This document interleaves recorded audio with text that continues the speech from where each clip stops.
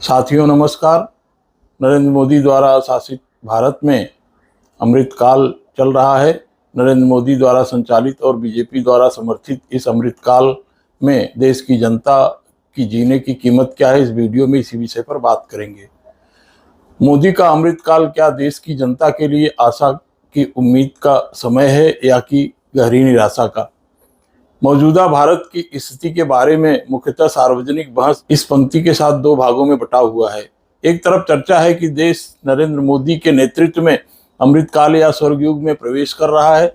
यह दावा सत्ताधारियों द्वारा जोर शोर से किया जा रहा है, और दूसरी तरफ यह महसूस किया जा रहा है कि भारत तेजी से अधिनायकवाद के गुप्त अंधेरे की तरफ बढ़ रहा है। अगर यह देश अच्छे समय की दिशा में आगे बढ़ रहा है तब तो किसी तरह की चिंता की कोई बात नहीं है। देश के सभी नागरिक अपने नागरिक अधिकारों के साथ इस देश में बने रह सकते हैं, पर अगर भारत तेजी से अधिनायकवाद की तरफ बढ़ रहा है तो यह गंभीर चिंता का विषय है। और जब यह देश अंधेरे की तरफ बढ़ रहा है तो देश की जनता को कुछ तैयारियों की आवश्यकता है। दरअसल यह चिंता निराधार नहीं है।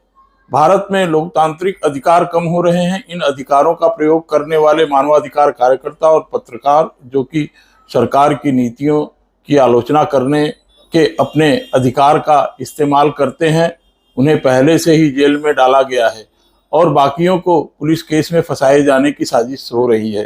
हाल ही में समाचार पोर्टल न्यूज क्लिक के पत्रकारों को हिरासत में लेने, पोर्टल के संस्थापक एवं संपादक प्रवीर पुरकायस्थ और एचआर हेड अमित चक्रवर्ती की गिरफ्तारी, लेखिका अरुंधति राय के विरुद्ध 2010 के एक पुराने मामले पर आपराधिक मुकदमा दर्ज करना, कश्मीर विश्वविद्यालय के पूर्व प्रोफेसर शेख शौकत अली हुसैन के विरुद्ध आपराधिक मामला, ये सभी लोकतांत्रिक मूल्यों पर हमले के स्पष्ट उदाहरण हैं।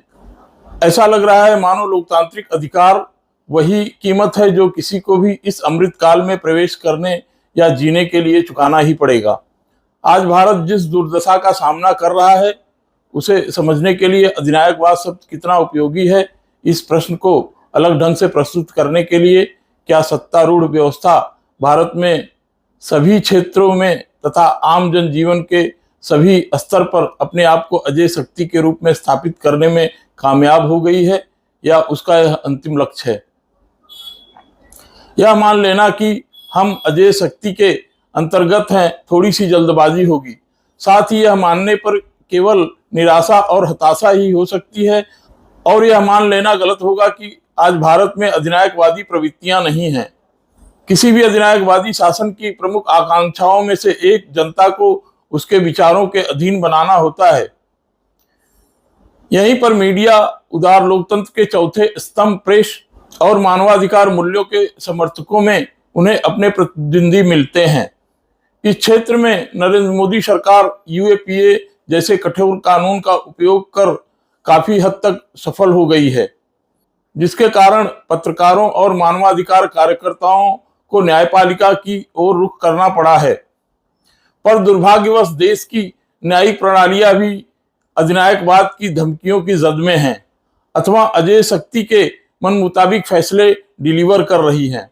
इसके लिए अधिकांश कानूनी उपाय भले ही सीमित हों, लेकिन भारत के सर्वोच्च न्यायालय से कुछ आशा की किरण जरूर बाहर आ रही है। मौजूदा समय में भारत के लोकतांत्रिक अस्तित्व के लिए उपलब्ध एकमात्र उपचारात्मक उपाय को प्राप्त करने में अधिक कठिनाई को भी दर्शाता है, क्योंकि मौजूदा दौर में महंगी कानूनी प्रक्रिया में सीमित संसाधनों के साथ कुछ गिने चुने वरिष्ठ वकील हैं जो इन मुद्दों को उठाने के लिए तैयार हैं, क्योंकि वे भारत की जनता के लोकतांत्रिक अधिकारों में कटौती को लेकर चिंतित हैं। पर लगता है कि इस कानूनी उपचारात्मक उपाय को पूरी तरह से समाप्त होने में ज्यादा समय नहीं लगेगा, जो कि मौजूदा अधिनायकवादी आकांक्षा की सफलता का एक स्पष्ट संकेत है। इस कहानी के मुख्य पात्र असहमति की आवाजें हैं जो केंद्र सरकार द्वारा लक्षित और निशाने पर हैं, और वे भी हैं जो अपने लोकतांत्रिक अधिकारों का प्रयोग करते समय यह अच्छी तरह जानते हैं कि उन्हें कभी न कभी निशाना बनाया जा सकता है। वे शिक्षित वर्ग से और वे अक्सर शहरी होते हैं और न्यायिक उपचारात्मक उपायों तक अपनी पहुंच रखते हैं। वे आज न केवल शक्तिशाली सरकारी तंत्र द्वारा बल्कि मुख्यधारा की मीडिया और सोशल मीडिया में सार्वजनिक बहस को अधिनायकवाद के पक्ष में नियंत्रित करने वालों की एक बड़ी टोली द्वारा घिरे हुए हैं। उन्हें शहरी नक्सल, अर्बन नक्सल, देश विरोधी सहित तरह तरह के अपमानजनक शब्दों से संबोधित किया जा रहा है और अधिनायकवादी ताकतों द्वारा उन्हें एक बाधा के रूप में भी देखा जा रहा है, जो भारत में अमृतकाल की स्थापना और उसके भारत में रूपांतरण को रोक रहा है। भारत जैसे विशाल देश में लोकतांत्रिक अस्तित्व की कल्पना केवल स्वतंत्रता, स्वतंत्र भाषण, बंधुत्व या धर्मनिरपेक्षता के आदर्शों के संदर्भ में नहीं की जा सकती है, क्योंकि देश की आजादी का एक बड़ा हिस्सा नागरिक के रूप में अपने अधिकारों के प्रति जागरूक होकर अपनी रोजमर्रा की जिंदगी नहीं चलाता है।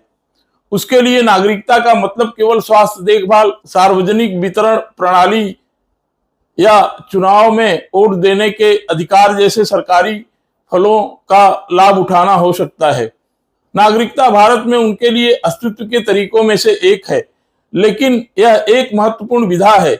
इसकी वजह यह हो सकती है कि 2019 में भारतीय संसद द्वारा नागरिक संशोधन अधिनियम पारित करने के बाद जब उन्हें अस्तित्व की इस पद्धति पर खतरा महसूस हुआ तो बड़ी संख्या में लोग विरोध के लिए सामने आ गए। यह अस्तित्व के अधिकार की लड़ाई थी, न कि अधिकार के अस्तित्व की। उदार लोकतंत्र के आदर्शों को कायम रखने के लिए केंद्र सरकार को एक और बड़े विरोध का सामना करना पड़ा। वह था केंद्रीय कानूनों के खिलाफ किसानों का विरोध। किसान विरोधी वे कानून मोदी सरकार द्वारा वापस लेना पड़ा। यह लड़ाई भी नागरिकता संशोधन अधिनियम के लड़ाई की तरह ही थी। यह सरल लग सकता है, लेकिन सबसे शक्तिशाली और अस्थायी झगड़े अक्सर वे झगड़े होते हैं जो तब जरूरी हो जाते हैं जब हमारा अस्तित्व ही खतरे में पड़ जाता है। इस प्रकार के लोकतांत्रिक जीवन के लिए हमने जो संघर्ष देखे हैं उसमें से ये कुछ दृश्यमान उदाहरण हो सकते हैं, लेकिन ऐसे कई और उदाहरण हो सकते हैं जिन पर किसी का ध्यान नहीं गया है। यहीं पर अधिनायकवाद को अपनी सीमाएं मिलेंगी। वह स्वयं को स्थापित करने में असफल हो जाएगा। आज भले ही लोग धार्मिक बहुसंख्यकवाद के शिकार हो जाएं और भले ही नेता के सर्वशक्तिमान छवि के करिश्मे से प्रभावित हो जाएं, पर जब रोजी रोटी निर्वाह का सवाल पैदा होगा, जो कि संभवतः शुरू हो चुका है, तब सर्वशक्तिमान नेता के साथ सहयोजित होना संभव नहीं होगा। आज भारत की एक बहुत बड़ी आबादी अपने अस्तित्व सहित दक्षिणपंथी राजनीति की चरम सीमाओं के बीच स्वयं को पा रही है और शायद इन्हीं तबकों से अप्रत्याशित आवाजें उभरने और भारत को अधिनायकवाद से बचाने की संभावना है। धन्यवाद।